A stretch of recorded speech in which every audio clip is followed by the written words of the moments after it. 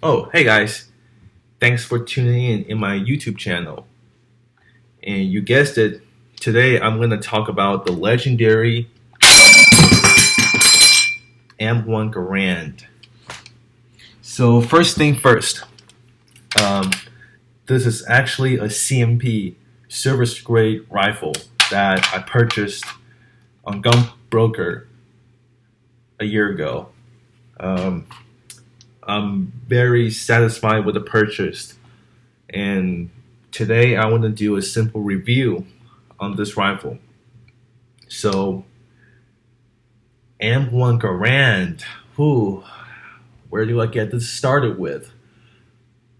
Its original designer, John C. Garand, he's a Canadian American designer. He's a very smart. He's a very smart person. He designed this rifle for the U.S. Army. It was actually originally chambered in 270. It holds 10 round in block clip. But the Army decides that they need to rechamber this rifle to 30-06.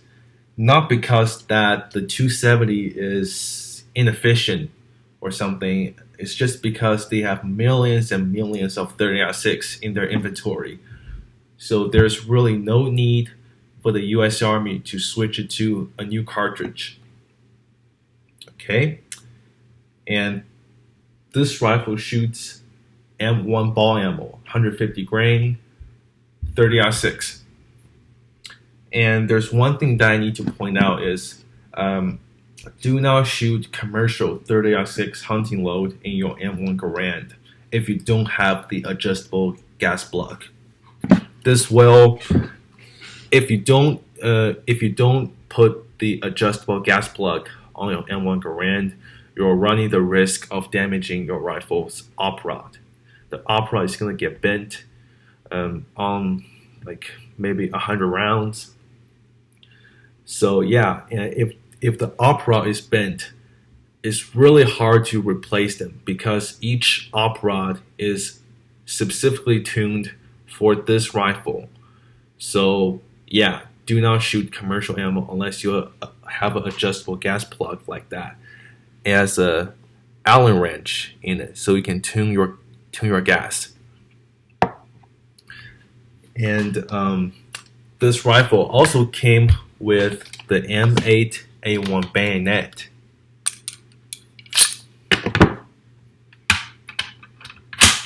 Look at that. I don't want to stand in front of this rifle. This is terrifying. Okay?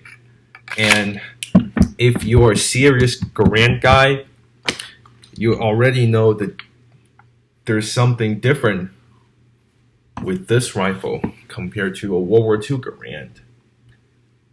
Yep, you're right. There's a little grenade launching sight plate on the side. It was designed to attach this grenade launching sight. Let's show it on the camera. Yeah, it's a really simple design sight. You simply align those little spring clip on the notch. Make sure they're aligned. That's it. Your sight is installed. And now what you need to do is install the rifle grenade launcher adapter. It hooks onto the bayonet lug. Unfortunately, guys, I do not have an example for that. But I'm gonna try my best to explain this for you guys. So basically, it attached on the bayonet. It hooks over the muzzle. And while it's detaching on the bayonet, there's a little. It also like depressed the plunger on the gas plug. This kind of plunger and the sighting system only shows on the late production Garand, the 50s Garand, the Garand that was used during the Korea War. It sees some limited service in late World War II, but not that much overall. So basically, yes, it depresses the plunger and cuts off all the excess gas, um, so it won't damage the rifle parts. It won't like bend in the opera or anything. And remember, you're only allowed to shoot blanks while you're shooting the grenade launcher. Do not put a live round behind it because you will probably die if you did it. So yeah, you basically just insert a blank cartridge, put it on the ground, boom, just shoot at your enemy. The range, like approximately from 100 to 200 yards. Yeah, so this is a very interesting design. And I also want to talk about the ammo. Here is the few design that I have it here. So this is a 5.56 223 dummy round. So this is a 6.5 Japanese that was chambered in Type 38, Type 44 airsoft gun, and Type 99 light machine guns. It's overall a pretty flat shooting cartridge, but compared to a 30-06, you can see like 30-06 is substantially more powerful than this rifle. It holds more powder. The projectile is heavier than a 6.5 Jap. And also, M1 Garand is semi-automatic. It holds 8 rounds in block clip. Unlike the other nations, they are mostly issuing their soldiers 5 rounds bolt action rifles. There's few exceptions like Lee Enfield or Swiss K31. And yeah, so when they originally adapt the M1 Garand,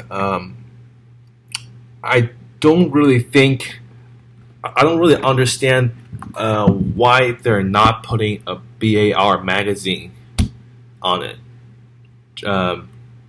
Like the later design M14 kind of design like that, a 20 round detachable box magazine. It's probably because the army, they have the old school style thinking that one shot, one kill. They think that they even think 8 rounds in block clip is a waste of ammo for the average soldiers. But when they really test these out on the field, it gets a very positive feedback from the soldiers. They can put a lot of firepower downrange that can really suppress the enemy, even with the 8-round clip. So this is actually, U.S. is the first country in the world to adapt a semi-auto rifle for their regular infantry use. Now I'm going to talk about the basic field strip and disassembly of an M1 Garand. So first thing first, you want to check clear. Put the charging handle all the way back. Make sure it's locked positively. Visually and physically inspect the chamber. Make sure it's clear. Okay. Turn the rifle around. And we have to pop the trigger guard.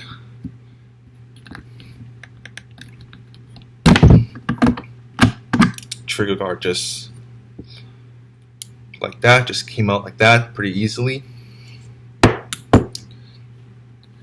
This is actually, by the way guys, the trigger pack is a great design because if there's something wrong with the trigger pack, you can basically just take it off your rifle and go to the armory and replace it very quickly. So this is actually a good design, which I like. The stock, if your rifle like mine is a little bit too tight, basically you can find a flat surface like a table. Gently, make sure you be gentle. Gently tap on the end of the stock. like that. Now the stock came out of the rifle. We can set this aside for now.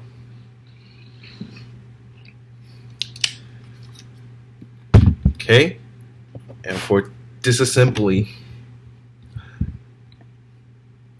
the first thing you want to do is to remove the recoil spring.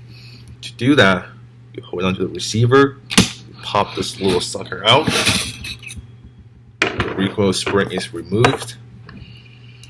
And the next thing you want to do is to get the tip of a bullet or a simple whatever small things that you can punch through the pin out.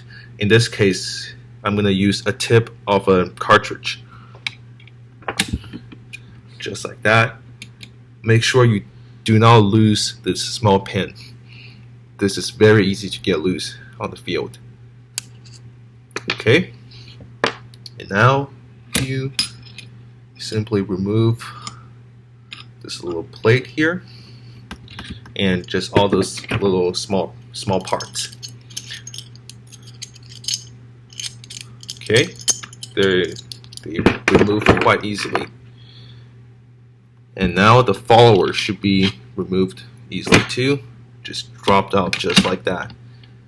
And now to remove the op rod and the bolt, you're gonna cock the op rod all the way back to the second notch, as I pointed out here, the second notch.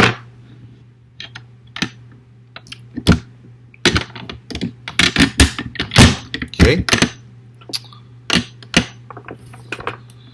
And now the op rod should be easily removed, just like that. Okay. Both should be removed easily. Just drops right out. Now you can do a basic cleaning on the boat. It's really easy to clean. And moving up front. On your normal field cleaning, there's really no need to, disassemble here, but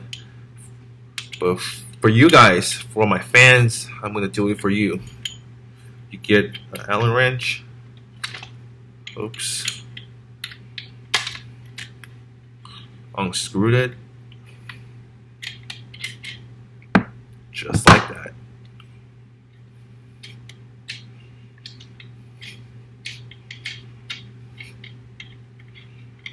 Okay. Now the hook, the gas plug hook is all, it just came out apart. Now you can do your basic cleaning and maintenance inside.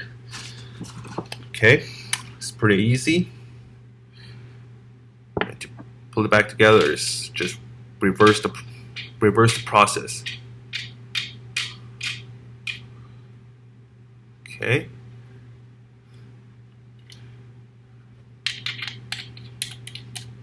Just reverse the process. Okay, make sure it's nice and tight. And the next thing you want to do is to put the bolt back together. Actually, I'm going to do it like that.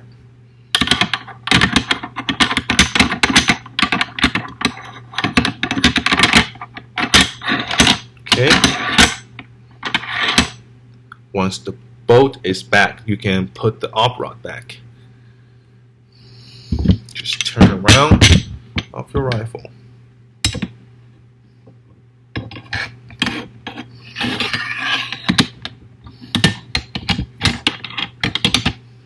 Make sure the op rod is aligned with the locking lug.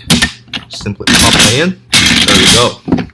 It's in. Now what you want to do next is drop the follower in it. And then align this little plate. Make sure you push it in first.